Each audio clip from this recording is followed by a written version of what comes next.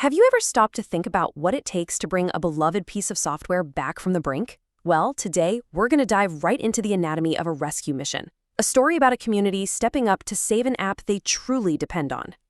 So let's just imagine for a second. There's this awesome community-built file syncing app. You use it every day, it's part of your workflow, it's reliable, it just works. And then, poof, it goes silent.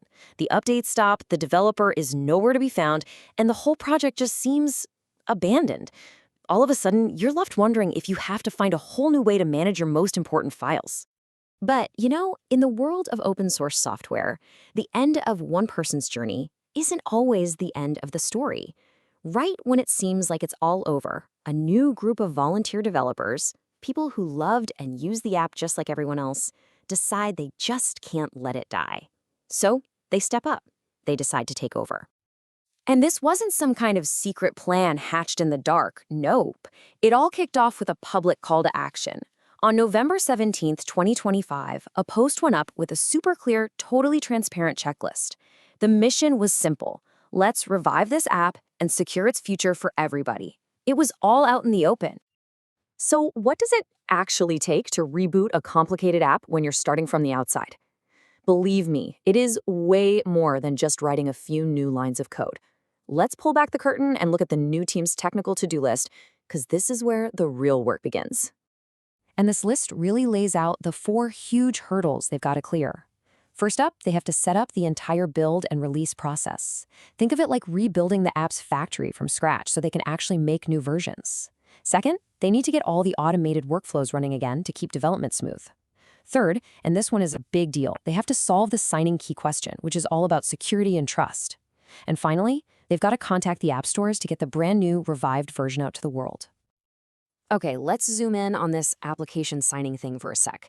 It's basically a digital seal of approval. It's how you know the app you're installing is the real deal and not some funky, tampered-with version. The massive question for the new team is, can they get the original developer's signing key? Because without it, users might not be able to update their existing app, and that would create this huge headache around trust and security. All right, so you've managed to rebuild the app. Awesome.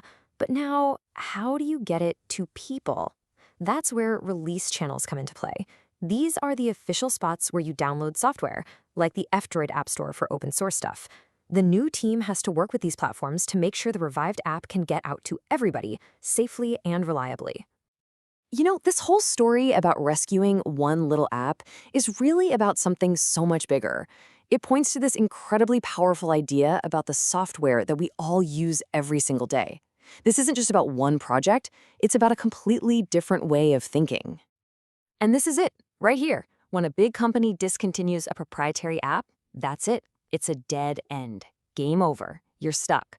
But with open source software, the story is totally different. Because the code is public, a project can have a second, a third, maybe even a fourth life. What would be the end of the road for a corporate app is just a new beginning for a community-driven one.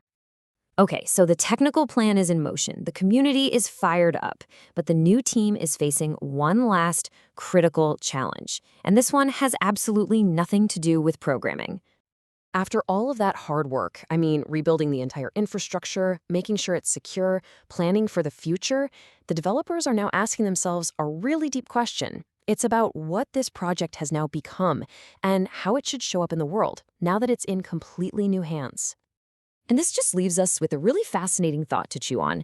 When a project is reborn with new people, new energy, a whole new future, does it need a new name to signal that fresh start? Or does keeping the old name honor its history and the community that got it there in the first place? It's this question of identity that really shows us that reviving an app is about so much more than just saving code. It's about carrying a community's trust forward into the future.